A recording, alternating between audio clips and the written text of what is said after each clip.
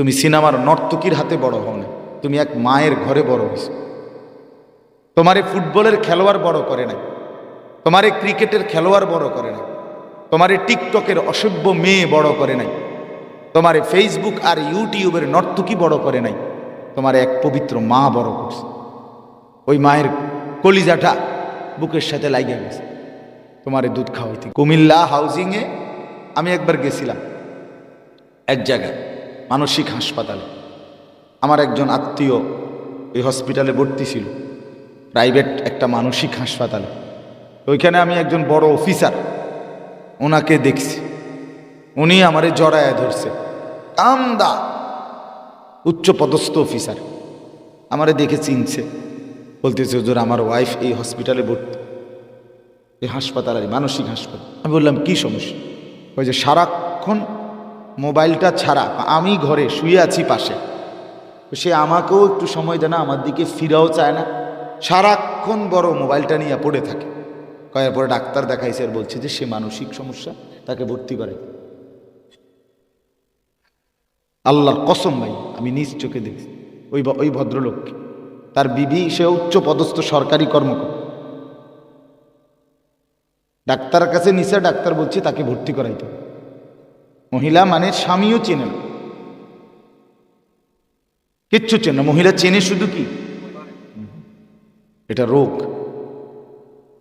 অসংখ্য ছেলে তোমরা প্রতিবন্ধী, তোমরা অসংখ্য ছেলে মানসিক রোগী, তুমি জানো না। বেঈমান তোমারে খাইয়া লাইছে, বেঈমান তোমারে গিল্লা ফেলছে। বিনোদন মানুষের জীবনের 24 ঘন্টার বিষয় হইতে পারে না। নারী, মেয়ে, মহিলা একটা মানুষের সারাক্ষণের আকাঙ্ক্ষার বস্তু হইতে পারে না। এটা একটা প্রয়োজনও যদি হয় তো এটা তো সাময়িক একটা প্রয়োজন, একটা সীমাবদ্ধতা। এটা কি সারাক্ষণ বেডি সাউন্ডের নেশা? এ তো সাংঘাতিক রোগ, এ তো সুস্থ না ভাইয়া, এ স্বাভাবিক না দোস্ত। আখেরাত তো নাই, তোমার দুনিয়াও নাই, তোমার এ দিয়ে কিচ্ছু হবে না। আগামীর পৃথিবীর কোনো উপকার তোমার দিয়ে হবে না। তোমার নিজের হায়াত পস্তাইতে হবে। এই অসভ্যতা, এই খামখেয়ালি গাফলতির মাসুল দিতে হবে। ছেলেরা আমি অনুরোধ করছি, বা আমি দিবা নিশি আলহামদুলিল্লাহ আল্লাহর দয়ায় এই নওজোয়ান নিয়ে ফিকির করি, পড়ি, আমার বইপত্র সবচেয়ে বেশি যাই পড়ি, সারাক্ষণ খেয়াল করি, নজর রাখি ফলাইন করে কি, হাঁটে কেমনে, কথা কয় কেমনে, হাসে কেমনে, এটার লোক এটা কি ফিনলো মানাইছিনি, আমার এটা একটা বিশ্লেষণ। আমি সারাক্ষণ এটা নিয়ে ভাবি। তোমরা দেখো ভাইয়া, তোমরা মুসলমানের বাচ্চা, তোমরা একটা নজর তাকায় দেখো তোমাদের মাথায় টুপি কয়জন? বলো দোস্ত, ইনসাফের সাথে বলো। এটা তো একটা মাহফিল, তুমি জানো এটা তো গানের কনসার্ট না, এটা রাজনৈতিক জনসভা না, এটা নৌকা মার্কা ইগল মার্কা না, এটা কেটলি মার্কা ফুলকপি মার্কা না, এটা তো আল্লাহর কোরআনের মজলিস ছিল। এতটুকু তো তোমার বিবেকে আসলো না যে আমার মাথায় একটা টুপি থাকা দরকার? আপনারা দেখেন চাচা, দেখেন ছেলেদের মাথায় এখানে হাতে টুপিওয়ালা কয়জন গুনা যাবে না? খালি একদম গুনা যাবে, একদম সর্বোচ্চ 30-40 জন হলো টুপিওয়ালা। তাইলে ভাইয়া বলো মানসিকতা কোথায় পৌঁছেছে?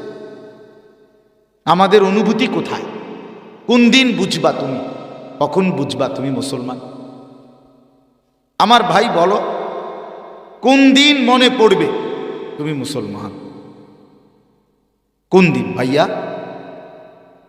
গতকালকেও এক ওয়াক্ত নামাজ পড়লা না, আজকেও পড়লা না, তাহলে কোন দিন মনে পড়বে তুমি মুসলমানের সন্তান? তোমার মা মুসলমান, বাবা মুসলমান, তুমি মুসলমান মায়ের পবিত্র দুধ খাইয়া বড় হয়েছে। আল্লাহ তাআলা আমাদেরকে আজ 2 জানুয়ারি 2024 রোজ মঙ্গলবার কুমিল্লা জেলা দেবিদ্বার উপজেলাধীন খাইয়ার পশ্চিমপাড়া পীরজাবাড়ি মানব কল্যাণ সংগঠনের উদ্যোগে সকল কবরবাসীদের রুহের মাগফিরাত কামনায় আজকের এই 23তম বার্ষিক তাফসিরুল কোরআন মাহফিলে আল্লাহ তাআলাই আমাদেরকে আসবার বসবার আল্লাহর জন্যই জমা হওয়ার তৌফিক দান করেছেন। এজন্য সকলেই বলি আলহামদুলিল্লাহ। সবার কাছে বিনীত অনুরোধ, রাত অনেক হয়েছে, খুব লম্বা, খুব বেশি সময় আর আলোচনা হবে না। তো ধরে নেন এই সামান্যটুকু সময়। আমার প্রথম অনুরোধ হলো, অনেক ছেলে তোমরা নওজোয়ান, তোমরা বসছো, মাশাআল্লাহ। আল্লাহ তাআলা তোমাদের এই বসার মধ্যে বরকত দান করে। তোমাদের সবার কাছে আমার অনুরোধ এবং আদেশও, তোমাদের প্রত্যেকের হাতের যে মোবাইলগুলো, এগুলো পকেটে নিয়ে নিতে হবে। মোবাইলটা দয়া করে হাতে ধরে রেকর্ড করা যাবে না, ছবিও তোলা যাবে না। এটা আমার স্পষ্ট নিষেধ। যার পছন্দ হয় না সে চলে গেলে ভালো। দয়া করে তুমি গিয়ে রাত হইছে ঘুমায় গেলে ভালো। এজন্য দয়া করে একটা মোবাইল, আমি ব্যক্তিগতভাবে সারাক্ষণ চোখ ঘুরাই সব দিকে, আমি দোস্ত মেনে নেব না, আমি ধমক দেব। এখন সুন্দর করে কইলাম, একটু পরে অসুন্দর করে কম। এই জন্য দয়া করে এটা করা যাবে না। একেবারে অনুরোধ, 1 ঘন্টার সময়, এই অল্প কিছুক্ষণ সময় আমি অনুরোধ করে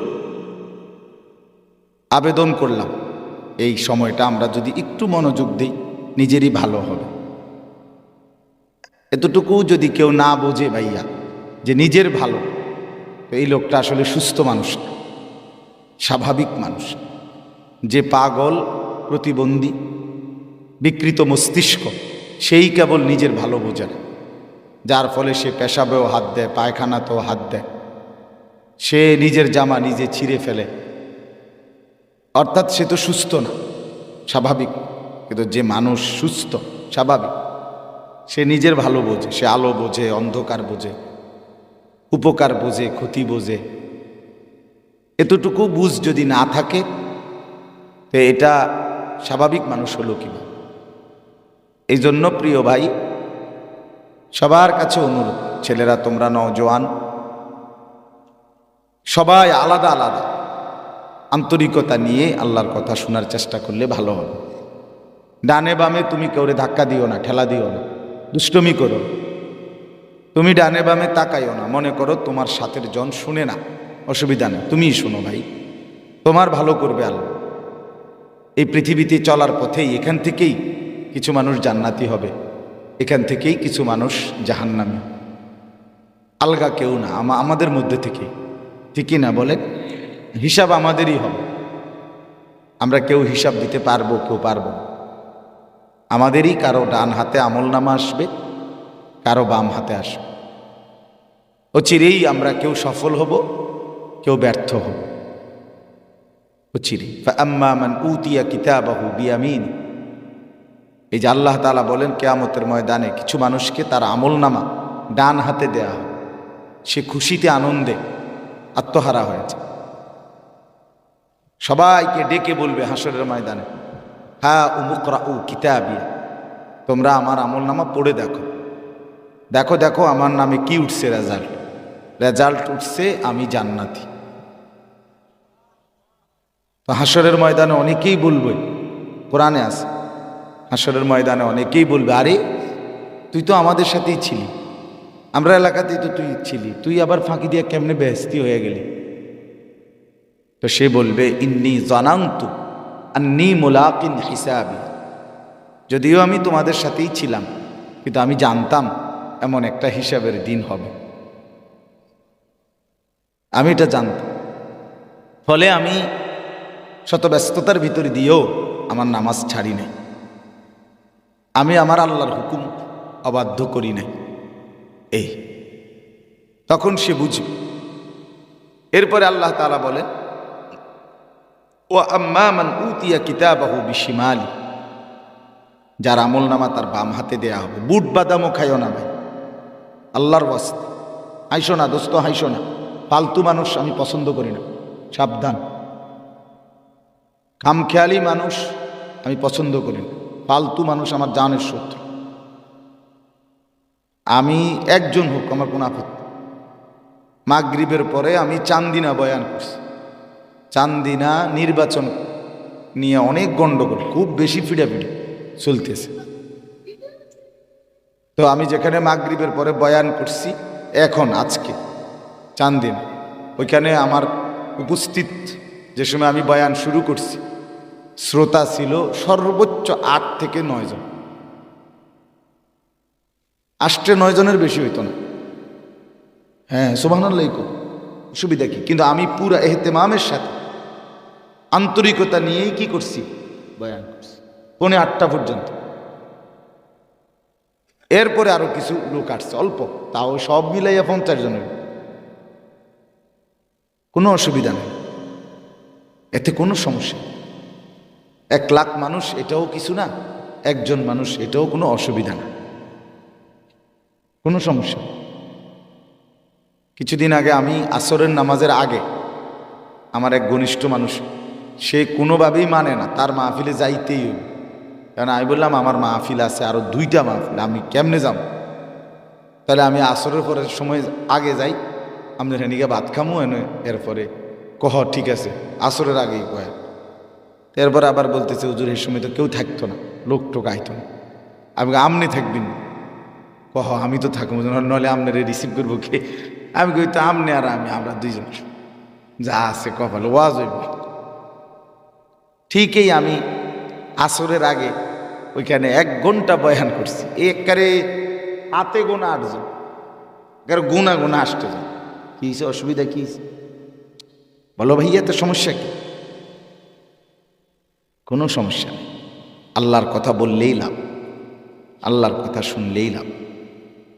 ওমা তাসআলুহুম আলাইহি মিন আজরি। কোরআনুল কারীমে আল্লাহ তাআলা বলেন, বন্ধু আপনি যে আমার কথা বলেন, এটা আপনি যাদেরকে বলতেছেন তাদের থেকে তো বিনিময় নেবেন না। নেকি যেটা মানুষ গণ্য না, এটা আপনি হেগর থেকে তো কোনো নিবেন না, ওইটা তো দেব আমি। নেকি তো দেব আমি আল্লাহ। অতএব এখানে সংখ্যা বিষয় না, আপনি বলতেছেন কি না এটা মূল বিষয়। আপনি বলবেন, গ্রহণ করুক আর না করুক, প্রত্যাখ্যান করুক, একজনও না শুনুক, কোনো অসুবিধা নেই। আপনার নেকি 100 আমি আল্লাহ দিতে থাকি। কোরআনুল কারীমের মধ্যে আছে সাওয়াউন আলাইহিম আআনযারতাহুম আম লাম তুনযিরহুম লা ইউমিনুন। আল্লাহ তাআলা বলে, বন্ধু কিছু কাফের বেঈমান, কিছু মানুষ এমন আছে যে লোকগুলোকে আপনি যদি আল্লাহর ভয় জাহান্নামের ভয় দেখান অথবা না দেখান, 2 অবস্থাতেই তারা ঈমান আনবে না। আপনি 1000 বললেও ঈমান আনবে না, না বললেও কি করবে না। এগুলোর ব্যাপারে আমার মোহর মেরে দিয়েছি, ফায়সালা খাতাম আল্লাহ, আমি এগুলার মোহর মেরে দিয়েছি, এগুলো বদলাবে না। এখন প্রশ্ন হলো, নবী সাল্লাল্লাহু আলাইহি সাল্লাম যদি জিজ্ঞেস করতেন যে আল্লাহ তাহলে তো এটা এই লোকগুলোর নামটা যদি আমার দিয়ে দিতেন, লিস্টিটা, যে কারা কোনোভাবেই ঈমান আনবেই না নিশ্চিত, তো শুধু শুধু এই লোকগুলারে না বলে এই মেহনতটা আমি আরেকখানে করি, এবারটা দিয়ে তো ওইতেই নামের ফায়সালা, তো আর আমি শুধু শুধু তারে বলার কি দরকার, আমারে নামটি দিয়ে দিলে ভালো ছিল। আল্লাহ বলে যে না, নামও দিতাম না। তাহলে আমি কি বলতেই থাকবো? আমি কি বলতেই থাকবো তাদেরকে? সাওয়াউন আলাইহিমের 2টা অর্থ তাফসিরে লিখছে। আল্লাহ তাআলা বলে, বন্ধু এই যেই মানুষগুলো কোনোভাবেই ঈমান আনবে না, সেটা আপনার কোনো বিষয় না। আপনার নেকি যে ঈমান আনুক বা না আনুক, আপনার জন্য যেটা নেকি বরাদ্দ, এটা সাওয়াউন, এটা সমান সমান। বুঝছেন আলিয়া? এটা সমান সমান বরাবর। গ্রহণ করলেও আপনার নেকি সমান, বর্জন করলেও আপনার নেকি সমান। আমনেরটা আমনে পাইবেন, মাল বেচা হোক বা না হোক, কথা বুঝেন নাই? আমনেরটা আমনে পেয়ে যাবেন, আপনারটা আমার আলু হচ্ছে যাবে, আপনার টাকা আপনার বুঝেন। এই জন্য দোস্ত আমরা হতাশ হই না। ওই ছেলে, ওই দোস্ত ফাইজলামি করো না, যদি খিচুড়ি খাইতে বসে থাকো তো খিচুড়ির টাইমে আইসো। খামখেয়ালি করো না ছেলে, সাবধান।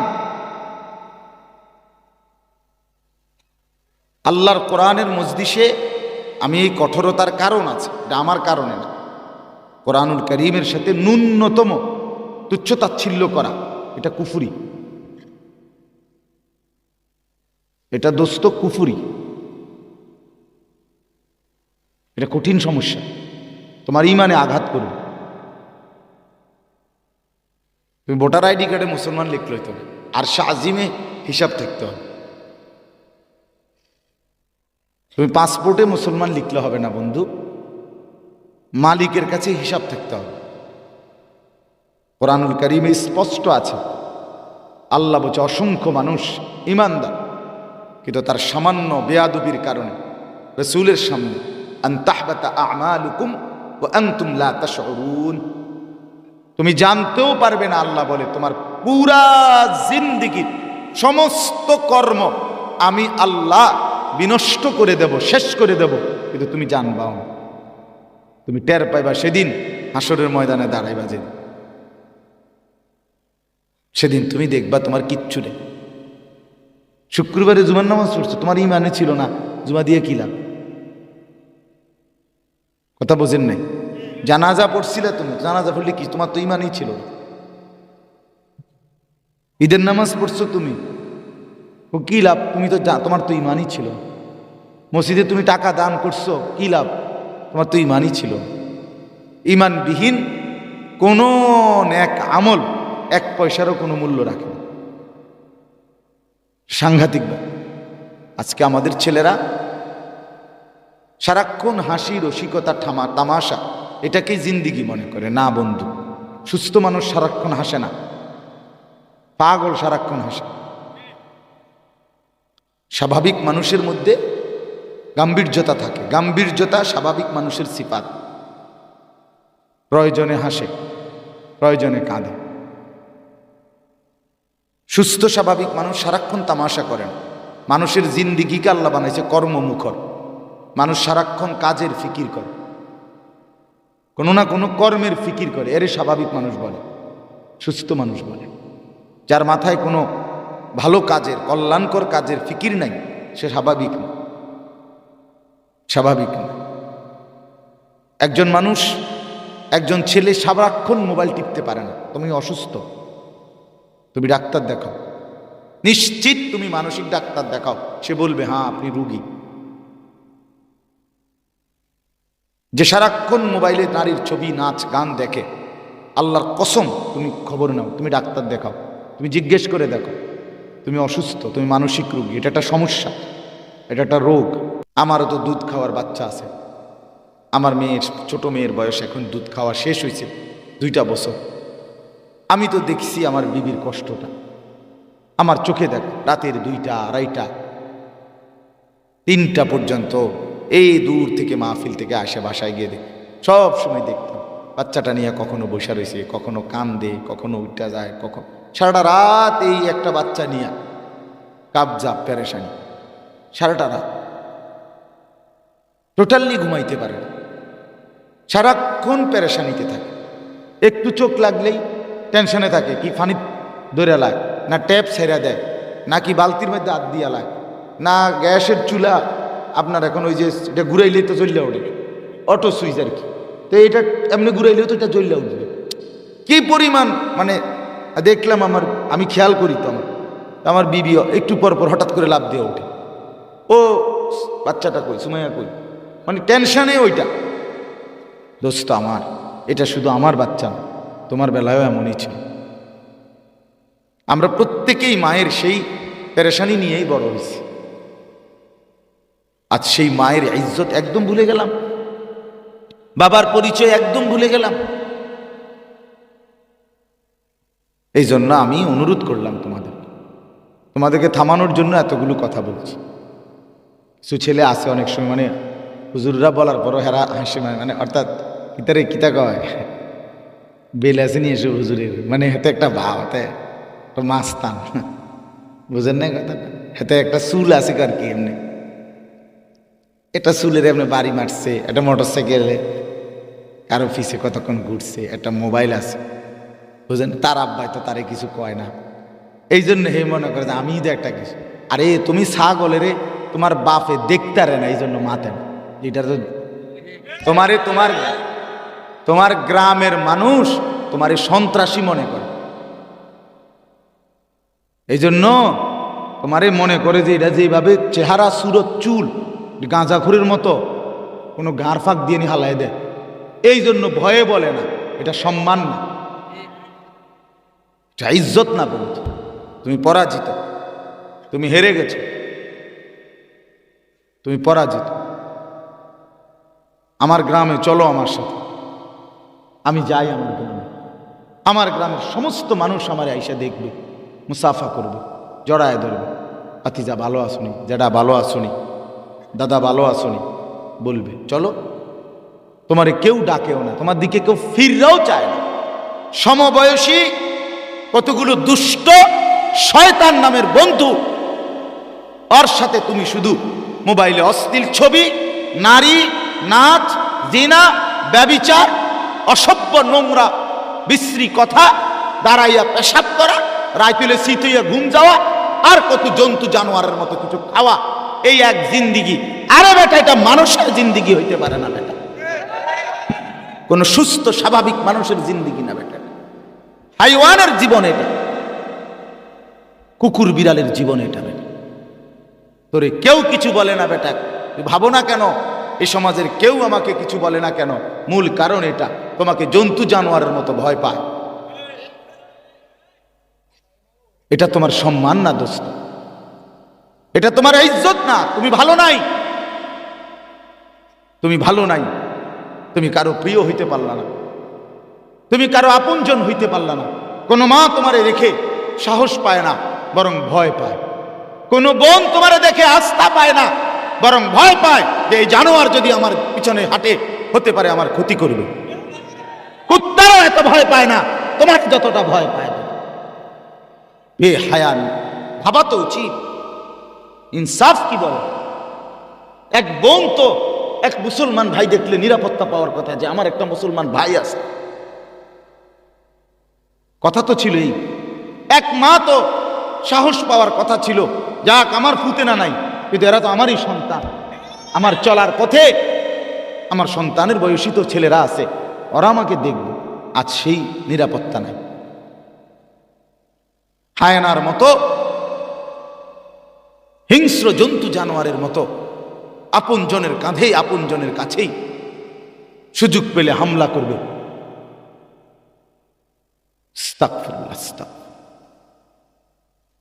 এটাকেই আমরা যদি বলি আধুনিকতা, এই আধুনিকতাতে আমি থুতো মারি। এই জন্য দোস্ত আমার, বন্ধু আমার, ছেলেরা আমার, দেখো ভাইয়া তোমাদের নিজের হালাত, নিজের হালাত দেখো। রাসূলুল্লাহ সাল্লাল্লাহু আলাইহি ওয়াসাল্লাম সব সময় মাথা মোবারক ঢেকে রাখতেন। রাসূলুল্লাহ সাল্লাল্লাহু আলাইহি ওয়াসাল্লাম মাথায় অধিকাংশ সময় পাগড়িও মাথায় দিতেন। সাহাবায়ে কেরাম মাথা মোবারক ঢেকে রাখতেন। কোরআনুল কারীমে আল্লাহ বলছে, খুযু যিনাতাকুম ইনদা কুল্লি মসজিদ, তোমরা তোমাদের সেজদার সময়, নামাজের সময় সর্বোচ্চ সৌন্দর্য গ্রহণ করো। ওইখানে তাফসীরের মধ্যে লিখছে যে এই সর্বোচ্চ সৌন্দর্যের মধ্যে মাথায় টুপি দেয়া এটাও অন্তর্ভুক্ত। তাফসীরে মাআরিফুল কোরআন স্পষ্ট আছে, আমি নিজের চোখে পড়ছি। সৌন্দর্যের, একটা মানুষের সৌন্দর্যের পোশাক, সৌন্দর্যময় পোশাকের মধ্যে টুপিও অন্তর্ভুক্ত, টুপিও অন্তর্ভুক্ত। আমাদের সমস্ত বুজুর্গানে দিন প্রয়োজনের অতিরিক্ত, প্রয়োজনবিহীন খালি মাথায় থাকতেন না। আমরা জানিও না, আমাদের কাছে টুপি পছন্দনীয়ই হলো না, পছন্দনীয়ই হলো। এই জন্য আমি অনুরোধ করলাম, ছেলেরা টুপি মাথায় দাও, টুপি পরিধান করার অভ্যাস করো ভাইয়া, ঠকবা না তুমি। আল্লাহকে মেনে কেউ ঠকে না, রাসূলুল্লাহ সাল্লাল্লাহু আলাইহি ওয়াসাল্লামকে অনুসরণ করে কেউ ঠকে না ভাই। কোরআনুল কারীমের মধ্যে আছে স্পষ্ট, ইয়া বনি আদম খুযু লাকাদ আনজালনা আলাইকুম লিবাসান, এই সরাসরি কথা। আল্লাহ বলেন এই যে পোশাক, এই যে জামা, শরীরটাকে ঢেকে রাখার এই অনুভূতি, কুকুর তো শরীর ঢেকে রাখে না, তার এই অনুভূতি নেই। আছে অনুভূতিটা? ছাগল তো ঢেকে রাখে না, বিড়াল তো তার শরীর ঢেকে রাখে না, তার এই সেন্সে নেই, তার এই অনুভূতি নাই। কিন্তু আমাদের ভিতরে যে আমাদের শরীর ঢেকে রাখার আলাদা পোশাক দিয়া এই অনুভূতি, এই বুদ্ধি, এই বিবেচনা, খোদার কসম আল্লাহ কোরআনে বলছে এটা আমি নাজিল করেছি। কোরআনের আয়াত, ইয়া বনি আদম قد أنزلنا عليكم লিবাসা, আমি রব্বুল আলামিন তোমাদের উপরে পোশাক নাজিল করেছি। সুবহানাল্লাহ। কে নাজিল করেছে? পোশাক পরার অনুভূতি দিয়েছেন আল্লাহ, আল্লাহ দিয়েছেন। ওই পৃথিবীতে প্রথম মানুষ উলঙ্গ ছিল, এরপরে গাছের পাতা দিয়া মানুষ লজ্জা নিবারণ করছে, এরপরে আধুনিক হইতে হইতে ধীরে ধীরে পোশাক করছে। এটা মিথ্যা কথা। এটা ওই বইয়ের এই আদিম যুগের এই কাহিনী গাঁজাখুরি কথা, সম্পূর্ণ মিথ্যা কথা। আল্লাহর কোরআন বলছে আল্লাহ তাআলা আদম এবং হাওয়াকে প্রথম মিনিট থেকেই পোশাক দ্বারা আবৃত করে এরপরেই ফেরেশতাদের সামনে, মাখলুকাতের সামনে প্রকাশ করেছেন। যদি পরে আইসা জামা পরা শিখে তো আদম তাহলে প্রথম উলঙ্গ অবস্থায় সৃষ্টি আল্লাহ দেখাইছে না? হাওয়া আলাইহিস সালাম উলঙ্গ অবস্থায় দেখাইছে আল্লাহ। তাহলে ওই গাঁজাখুরি কথার কি অর্থ? কোরআনে আল্লাহ বলছেন ইবলিস শয়তান যখন আদম এবং হাওয়া আলাইহিমাস সালাম, আমাদের আব্বা মা, এই দুইজনকে যখন ওই নিষিদ্ধ গাছের ফল খাওয়াইছে কৌশল কইরা, তখন সর্বপ্রথম ওনাদের ক্ষতিটা কি হয়েছে? কথা কয় না, কি ক্ষতি হয়েছে? প্রথম ওনাদের গায়ের পোশাক কি হয়ে গেছে? খুলে গেছে।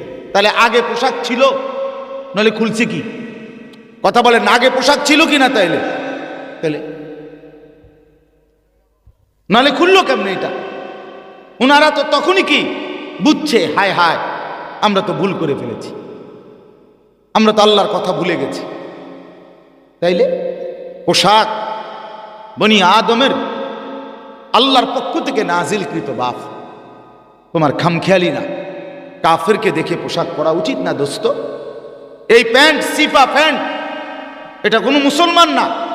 মুসলমান তো দূরে থাকে, যে শরীরের সাথে লাগিয়া থাকে প্যান্ট, এটা একেবারে ইমানদারি কথা। বিশ্বাস করো তোমরা, এই কথা আমার তুমি সার্চ করে দেখে নাও এটা কোত্থেকে আসলো। এটা কোনো মুসলমান তো দূরে থাক, কোনো স্বাধীন চেতা কোনো মানুষের পোশাক হইতে পারে না। এটা গোলামের পোশাক, এটা কৃতদাসের পোশাক। কসম আল্লাহ, এটা কৃতদাসের পোশাক, এই সিবা প্যান্ট।